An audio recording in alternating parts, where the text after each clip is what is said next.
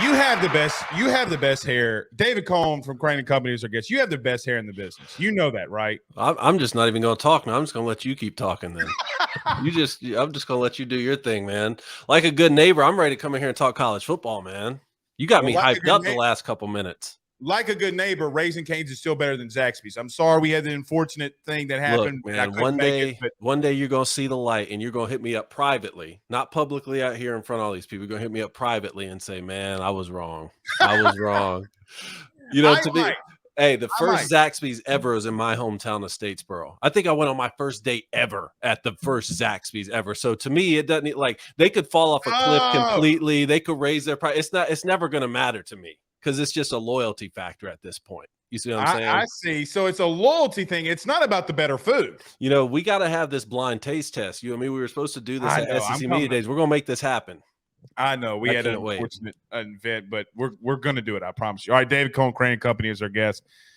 Listen, man, Cohn, Michigan looks good. They look really good. Are they better than last year? Yeah. They got a good football team. I mean, I want to see a little bit more push on the offensive line here. They're talking about this offensive line like it's the greatest ever. Back-to-back Joe Moore Award winners, and they're saying there's 7, maybe 8 guys on the offensive line who could get drafted. That's unheard of. So when you come in with those sort of expectations, I want to see you bully East Carolina around. You know, I want to see you rush for 450 yards. So I get it. Look, Michigan's trying to stay vanilla. We're trying not to get guys hurt at the end of games. And, you know, this week's going to be exciting too. I know we have Bowling Green, but keep in mind, head coach at Bowling Green is Scott Loeffler, my former quarterback coach at Michigan. No one knows the Michigan football program better than Scott Loeffler coming in there. You think he doesn't have something to prove? And, you know, we got Mike Hart on our side who played for Coach Loeffler. There's a lot of interesting storylines right now, but the thing that jumps out to me is J.J. McCarthy is really slinging the football around, man. The arm strength has taken that next step, and I'm hoping that they'll get him involved in some more quarterback design run and let him read those RPOs a little more. The wide receiver group looks strong. Obviously, I think we have the best running back duo in the country.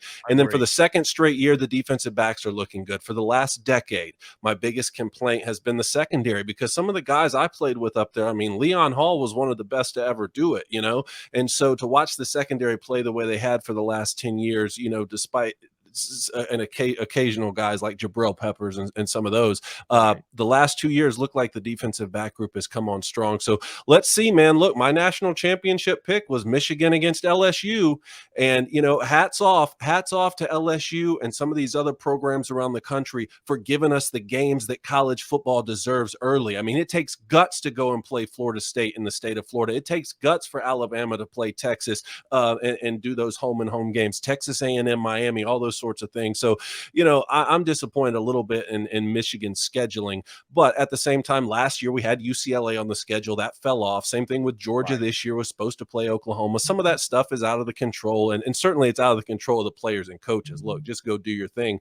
And I think that as far as your fan base at LSU and my fan base there at Michigan, both of us have serious gripes against the NCAA right now. I mean, my boy Harbaugh serving a 3-game suspension for communication during COVID or a hamburger or something. It's an absolute joke. And the fact that Mason Smith couldn't play in that opener against Florida State, I think you heard my rant on that. It's absolutely unacceptable. No leadership from the NCAA. But regardless, we're 3 weeks in, man, and it's been a great college football season so far. Speaking of being in 3 weeks, outside of Colorado, because Deion is probably in Colorado is the biggest surprise to some extent. Any other big surprises to you so far, Dave? Well, certainly my answer would be Colorado, and I know we'll get to that. Look, I really thought Miami played good football the other day. I'm not going to come in here and say I had high expectations for Miami. I think we still felt like they're a year away, and that could still be the case. But I certainly came in thinking, hey, Mario, they got their guy. You know, Mario Cristobal is a 2-time national champion at Miami, and he played in the trenches. And plus, I mean, Miami is a lot like LSU to me. You could build a fence just around the perimeter of the county, and you could just recruit in there, and you'd have a good football team. So I was hoping that Miami would play good football this year. And what they did to Texas A&M, and here's my thing on Texas A&M. Usually, when Texas A&M loses, to me, it's their fault, and it says more about them. And last year was pitiful, and, you know, they're losing to App State. When they lost that game at Miami, I didn't think they played bad football. There was some lack of physicality at the end with that safety on the touchdown. That, you know, but Connor Wegman's the real deal, man. Connor I know. play football, and for him to throw his first interception, it took the dig route receiver falling down. The kid put it right where he had to put it. So for the first time, Texas A&M is losing a game, and I'm thinking, man, this actually says more about Miami. You know, Tyler Van Dyke had way too much expectation, way too much hype a year before. This year, he seems like he's playing within himself. He's playing on schedule. 5 touchdowns, no pick, 370 something through the air. I'm impressed with Miami so far. Shannon Dawson, their OC, was the running backs coach at Southeastern where I played. Okay. Same offensive scheme after he left. Dawson's a dude. Like the things that he will do. Look, I was screaming it from the bleachers, and everybody's like, Blake don't know what he's talking about.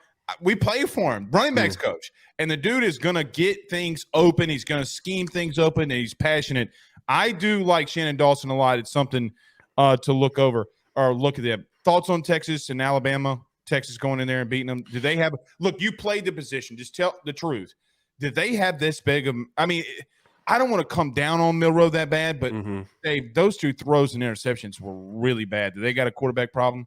Well, sure, and they were really bad because of the expectation that's been set. The last 4 guys there are playing on Sunday, not just playing on Sunday, they're playing against each other. They're not riding the pine, you know? I mean, and we have seen Alabama win with just I hate this term system quarterback. You know, what's a quarterback supposed to do other than run the system? But that's a term that gets used a lot, and we've seen Alabama win, you know, a decade ago championships with those type of guys because Nick Saban had a monopoly on not only the best recruits, but, you know, just sort of the recruiting hotbeds in the country and sort of had built this blueprint. Well, now all the guys that coach for him are in the same conference coaching against him. I mean, Kirby's gone and he's used that blueprint. You know, you got Jimbo Fisher who beat him 2 years ago. You got Lane Kiffin at Ole Miss, and guess what? Steve Sarkisian at Texas. And, you know, this was a signature win for Steve Sarkisian. I can't remember him having a signature win as a head coach when he was at SC, when he was at Washington. And certainly he goes to the Nick Saban School of Rehabilitation where he's the OC there and revitalized his career. And I've met the guy. The time I've spent around Steve Sarkisian, I really like him. So I root for the guy, and I'm pulling for him. And I thought this would be the defining year. Is Steve Sarkisian a great head coach, or is he a great coordinator? And there's no shame in just being a great coordinator because he is that at the very least, you know. But this was a signature win for him to go in Tuscaloosa, you know, beat his mentor. And as far as Jalen Milroe, yeah, look, he's going to be the best athlete every time he steps on the football field, right? And we've seen this. I saw it earlier in the same day with Jeff Sims playing against Colorado when he was at Nebraska. It's like at some point, yes, those guys, they can take off for 80-yard touchdowns at any time. They can throw the most beautiful deep ball you've ever seen for a 70-yard touchdown bomb. But is winning the highlight reel worth 3.5 quarters of mistakes? And with both of those guys and both of those programs, they weren't pulled out of the football game, which tells me there's not a better option behind them. Agreed. Now, for LSU, Alabama, and Texas A&M, 3 programs we've already talked about, all sitting here with a loss. All sitting here with a non-conference loss, though. So the SEC West, to me, man, is wide open. And I know we're going to get into LSU, but to me, for LSU, it starts this weekend because you don't just walk into Stark Vegas. You know, like Mississippi State is a serious football program, Mike Leach or no Mike Leach, and rest in peace, man. I absolutely love that guy. But you're going to be facing off against a quarterback that may be the all-time SEC passing yards leader by the end of the season. So look, LSU has their work cut out for them this weekend. Alabama's going to have their tests ahead of them. The SEC West is wide open. And if you win the West, that gives you a chance to win the conference. I know Georgia looks great and all that kind of stuff, but if you win the West, all it takes is one game. You could win the conference, and the winner of the conference is making the college football playoff. 2 losses, 3 losses, like they're going to make the college football playoff. So all 3 of those programs still have everything they want right in front of them. Cone, you brought up the West being open, which leads me to I don't want to say – I know it's not an overreaction about Jimbo and him being done, but, I mean, man, they did not play bad against Miami. Like you mentioned, it was Miami that showed more than maybe A&M did. Look, offensively, they have a pulse, right? Like they are scoring. Is it too early to say that Jimbo is done? Yes. And Texas A&M could have played that game against Miami and lost that game in such a way that I would have come on here and said, here we go again. And this is the difference between, like, a lot of people just look at the final score. And I think when we talk about Colorado, I'll get into this point too with them. A lot of people just look at the final score or they watch the highlights. Like, I'm trying my best to watch every single play that I can of as many games as possible. And I'm telling you, yes, there were some physicality issues for Texas A&M at the end of that game, and that's not something you can really fix midseason. You either got guys that want to go hit somebody or you don't. But I was watching that game and I was thinking, like, no, like Bobby Petrino, like it wasn't the offense, right? You know, it wasn't the offense, which look, Jimbo Fisher is still responsible for the entire team, but Bobby Petrino recruited me at Louisville. I thought he came in with a great game plan. I think it's, do you have the personnel to fix things midseason? And I think, like I said, Connor Wegman is a very good quarterback. There's a reason. I'm a Max Johnson fan. And when Max Johnson didn't get that job over Haynes King last year, I thought, man, this Haynes King guy must be the real deal. And when he came out and performed the way he did, and they had to put Max Johnson and plug some holes, I thought, okay, what are we doing the same thing again? Because Max Johnson's not getting named the starter, but I've watched this Connor Wegman kid play. He can play. I really do think Texas A&M, as long as they don't panic. See, that's the thing, is now that you have gone on the road and you've lost to Miami, does it start to seep in that, oh, here we go again, and maybe we're really not that good? I think they have the pieces to be able to execute. I don't think there's going to be any friction between Bobby Petrino and Jimbo Fisher. At least I hope not. They're both pros, right? And so, look, regain the momentum that you had and finish out the season. Well, and to Jimbo's credit a little bit, and I don't like giving him credit, but he let Bobby cook. I mean, they were down and he let him cook. So we'll see. You talked about Colorado.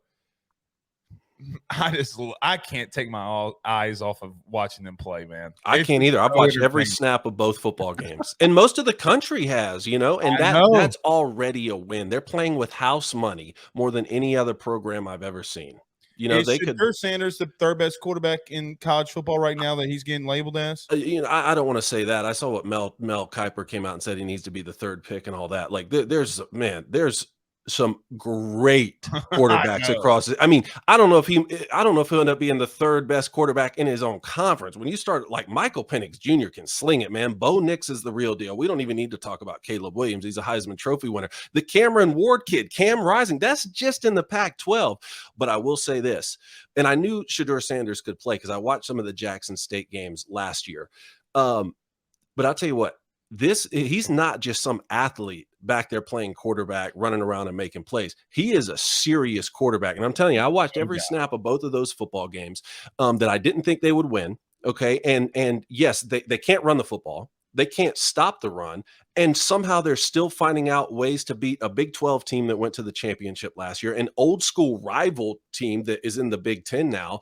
Shedeur Sanders is a very, very good quarterback. And I say that for all of I mean, first of all, he's accurate with the football downfield. His pre-snap recognition to be able to identify not only man coverage, but then take advantage of it when he gets it. Late in that game against TCU, he was getting man coverage. He was hitting backs out of the backfield to take advantage of that.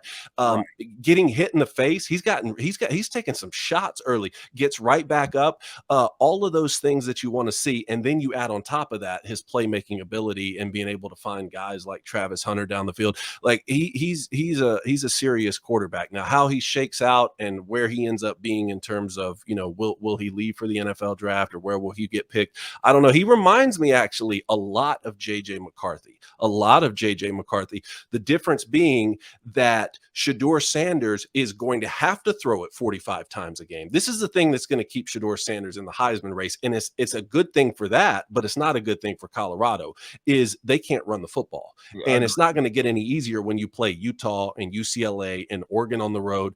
And because they can't run the football, he's going to be throwing it 45 times a game, and he may throw for 400 yards a game. Whereas someone like JJ McCarthy at Michigan can do all those same things, but Blake Corum's ripping off 7-8 yards a run, so they don't need him to do that.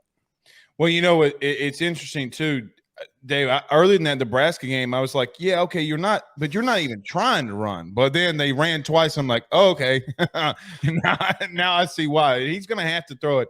I think it's interesting hearing you talk about him, because when you have a quarterback with that meteoric rise, and I know that he's Deion's kid, Cone, but I mean, still, that's still a pretty massive meteoric rise for him.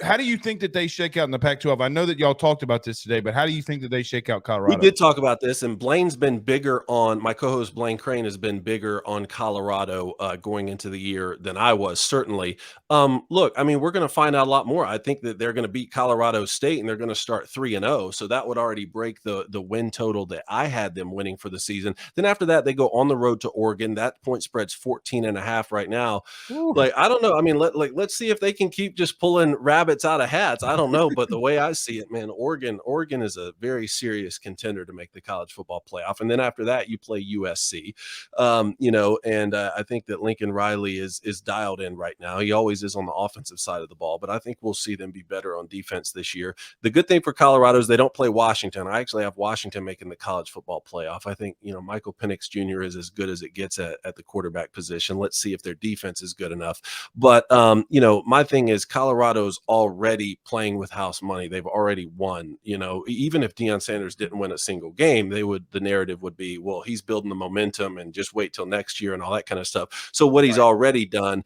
they've already won, really.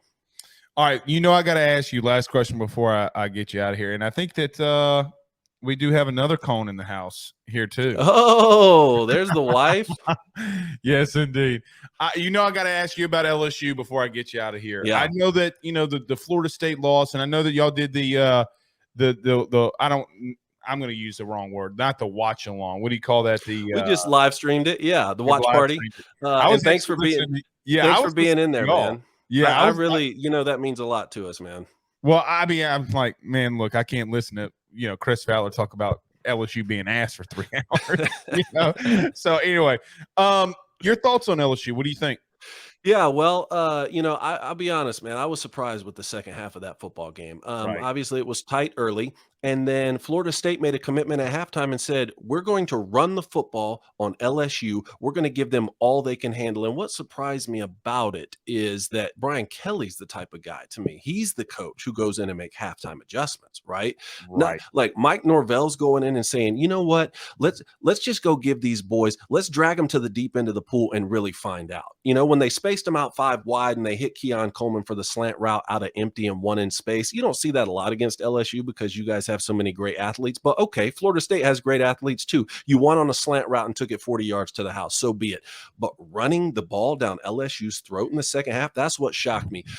And that does speak to an issue that's hard to fix midseason. But like I said before, I'd rather try and fix problems midseason with the personnel that can do it. Right? That's what I'd rather do. And for LSU fans, keep in mind that ball game's tied with 5 minutes left in the third. It's kind of like Michigan, Ohio last year. Like Michigan fans are bragging that they really put it to the Buckeyes, and they did. But a lot of that pulling away was late in the fourth quarter. Like that ball game for LSU FSU was tied, 5 minutes left in the third. I don't know how it got away from LSU so badly, but like I said, this is the week to start. It's not going on the road to Tuscaloosa and Bama. I know everyone had that one circled. It's not playing Texas A&M and trying to get revenge for last year. Like at this point, you're down. You're down a game. That was the insurance game, right? Like you can't afford to go and overlook a team like Mississippi State on the road. I think this is the week we'll find out. Is LSU for real? Are they going to say, hey, let's go make a statement in Starkville and just beat them to sleep? Or are they going to let Mississippi State hang around for 3.5 quarters and all of a sudden have a chance to win the football game late? And now you're looking at 2 losses. That's what I'm worried about. But look, I had Michigan, LSU playing in the national championship at the end of the year. We sat down with Jaden Daniels at SEC Media Days. Man, I really like the kid. He's got a lot of confidence. I don't know why we didn't see them pushing the football down the field more. I don't know why we didn't see the screen game against FSU. But again, I heard who was it? It was maybe Peter Burns or someone like that saying LSU is actually in a better position after the loss to FSU this year than they were last year. I did scratch my head for a second at that, and then I thought, well, you know what? Maybe it wasn't pretty at the beginning of last year, and you guys still won the division. Well, and Cone, this was, to your point, this was the game that turned everything around for LSU to win the West, right? Mm-hmm. Like, I mean, this was the turning point. So, it's interesting you brought that up really quickly. Ohio, you talk about Michigan and Ohio State. Ohio State then turns right around and almost beats Georgia on the last second field goal that they had to make, to win that game. So and if they do that, they would beat TCU and be national champs. Right, which is wild and why we love college football. Buddy, I thank you for taking time away from your family. You know, I love when you're here. We're going to find this Zaxby's Canes thing. We're going to Let's do this. do it, man. It's always a pleasure to join you, man. You have a great show. Well, you guys do. And man, congrats. 100K subscribers on the tube. We really appreciate it, man. In 18 months time, just reviving that YouTube channel 18 months ago. So